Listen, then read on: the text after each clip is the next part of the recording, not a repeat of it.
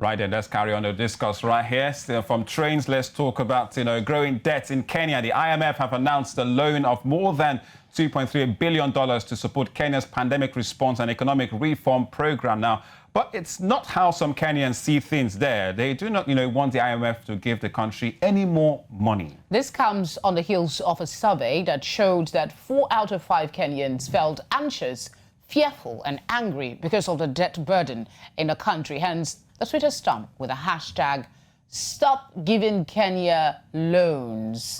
Now, on June 11, 2020, the government presented a 2.79 trillion Kenya shillings, around 26 billion USD budget for fiscal year 2020-2021, which will run through to June 30, 2021.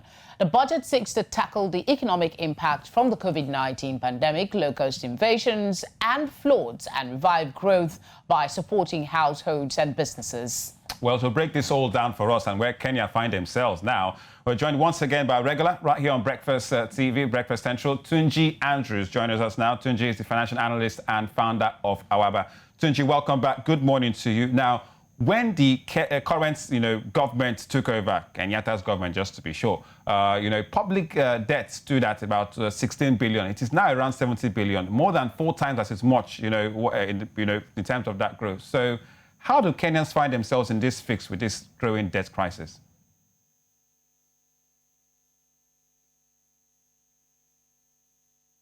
Hello, Tunji. Tunji, can you hear us? I can hear you. Okay, did you get the question?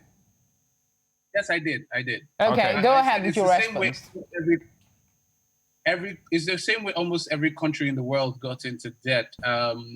Countries are finding it more and more difficult to be able to raise revenue via the normal sources, either from resources or taxes, and are increasingly turning to debt to be able to fund things like infrastructure and pay salaries, which of course is increasing on a regular basis.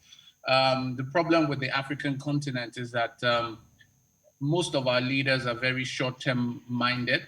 So they are growing to just make sure that they're able to leave a legacy of things they did, irrespective of the amount of debt that is being left for future generations to pay.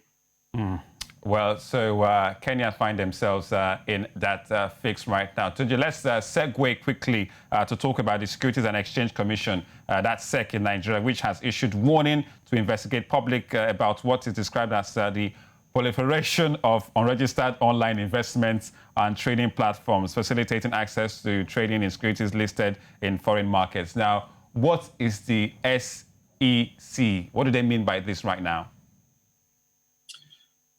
So they are really talking about the platforms, fintech platforms that allow you to be able to buy stocks and shares in foreign markets. And the truth about it is that it's a bit of explanation on both sides. The SEC is guided by certain laws which say that you cannot trade shares that are not regulated by the Securities and Exchange Commission in Nigeria. But the problem is that these platforms are not trading those shares. They are just giving access to people to trade those shares on foreign markets via foreign regulated entities. So if you want to look at it, it's pretty much like a Tinder for stocks and bonds, stocks basically in foreign markets. You find somebody who wants to buy, you find the exchange, you bring them together, and that's what these markets really do. But the SEC is saying these people are trading, and the SEC is trying to clamp down on them. But I do not understand why they must do this, because I do know that